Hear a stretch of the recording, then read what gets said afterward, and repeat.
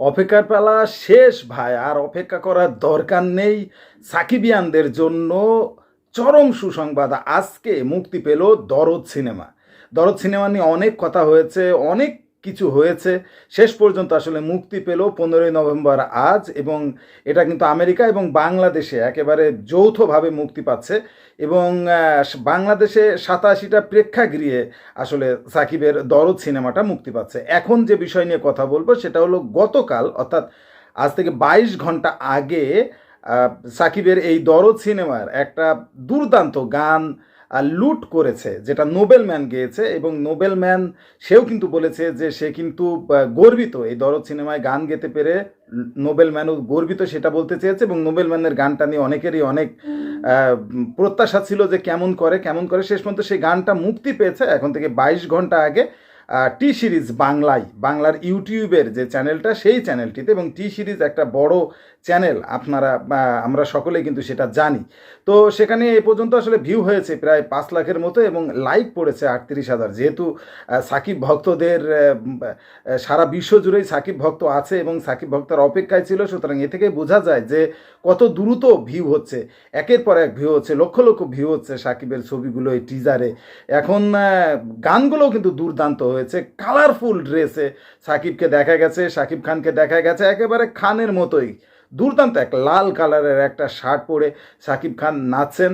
এবং একেবারে ইয়াং বয়সে প্রেমে পড়লে যেমনটা হয় আর কি, ছেলেদের মনের ভিতরে উড়ু উড়ু একটা ভাব, সেই উড়ু উড়ু ভাবটা কিন্তু সাকিব খানের লুকে দেখা গেছে। সাকিবের বয়স কিন্তু মেলায় হয়ে গেছে, সেটা একেবারেই বোঝার কায়দা নেই।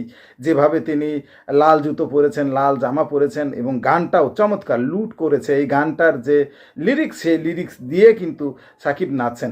এখন যে বিষয়টা আমি বলতে চাচ্ছি, যে হিন্দি গানেও কিন্তু মুক্তি পেয়েছে সাকিবের এই ছবিতে। এবং হিন্দি গানগুলো আমার কাছে মনে হয়েছে একটু চমৎকার। মানে হিন্দি গানগুলো যেন, বাংলা গানও ভালো হয়েছে কিন্তু বাংলার তুলনায় হিন্দিগুলো যেন আরও হৃদয় ছুঁয়ে যাচ্ছে। যেমন লিরিক্স তেমন ঠোঁটের সাথে গানের কানেক্টিং বাংলা গানগুলোতে একটু যেন মিসিং। এটা এমন হতে পারে যে পরিচালকে চালাকি করতে পারে, কারণ হিন্দি গানে আসলে হিন্দি চলচ্চিত্রে সাকিব খানকে প্রতিষ্ঠিত করার উদ্দেশ্যেই হয়তো এমনটা হতে পারে।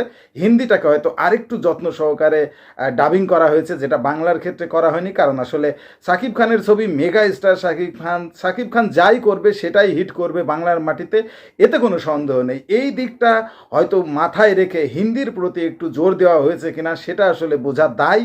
মূল সিনেমা যখন দেখা যাবে তখন আসলে এইটা বলা যাবে। ইন্ডিয়ান যে স্টাইল এবং হিন্দির যে স্টাইল কালচার, সেই কালচারের সাথে তাল মিলিয়ে এই ডান্সগুলো করানো হয়েছে।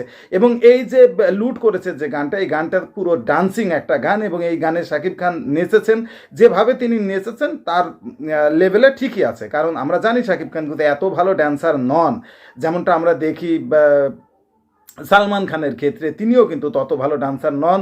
তো সেই জায়গার থেকে কিন্তু শাকিব খান যেভাবে নেচেছেন সেটা আসলে একেবারে খারাপ দেখা যাচ্ছে না। তবে আমার কাছে যে বিষয়টা খারাপ লেগেছে সেটা হলো ব্যাকগ্রাউন্ডটা একেবারেই সাদামাটা হয়ে গেছে। ব্যাকগ্রাউন্ডটা আরেকটু জৌলুসপূর্ণ যদি করতো তাহলে হয়তো এই লুট করেছে গানটা আরও চমৎকার লাগতো। তবে নোবেল ম্যান যেভাবে গেয়েছে, আসলে নোবেল ম্যানের কণ্ঠে আমরা কিন্তু একটু ভারত্ব গান শুনি, এই ধরনের কালারফুল গান কিন্তু তার কণ্ঠে আমরা শুনি না। সেই জায়গা থেকে যে গানটা নোবেল ম্যান চেষ্টা করেছে, আমার কাছে মনে হয়েছে নোবেলের গলায় গানটা একেবারে খারাপ লাগেনি, বেশ ভালোই হয়েছে। তবে ছবিটা যে সাইকো সাইকো একটা ভাব আছে শাকিব খানের, এটা আসলে যে কতটুকু চমকাতে পারবে দর্শকদের সেটা আসলে সিনেমা হলে গেলেই বোঝা যাবে। সব মিলিয়ে আসলে দরদ যে কাঁপাবে সেটা বোঝা যাচ্ছে। কারণ একেবারেই মানে সাদামাটা যদি আপনি চিন্তা করেন, দরদের যে কাহিনী সেটা কিন্তু একেবারে সাদামাটা নয়। এখানে আসলে থ্রিলার আছে, একটা সাইকো কেন্দ্রিক কাহিনী। আসলে শাকিব খানকে আসলে ভালো মানুষ না খারাপ মানুষ সেটাও বোঝা যাচ্ছে না। এবং ইন্ডিয়ান একটা নায়িকার সাথে প্রথমবারের মতো শাকিব খানের এই জুটিটা যে একটা জম্পেশ জুটি হতে চলেছে, এবং দর্শকরা সেটাকে কিভাবে নেয় সেটা আসলে একটু দেখার বিষয়। আমাদের হয়তো আর কয়েকটা দিন লাগবে, সেই রিভিউগুলো আমি দিব আস্তে আস্তে। তবে সব মিলে আসলে লুট করেছে গানটা, আমার কাছে এভারেজই মনে হয়েছে। কেমন লেগেছে এই গানটা অবশ্যই তোমরা কমেন্টসে জানাবে। আজকের মতো বিদায়, দেখা হবে পরবর্তী ভিডিওতে। সেই সময় পর্যন্ত সকলে সুস্থ থেকো, ভালো থেকো, আল্লাহ হাফেজ।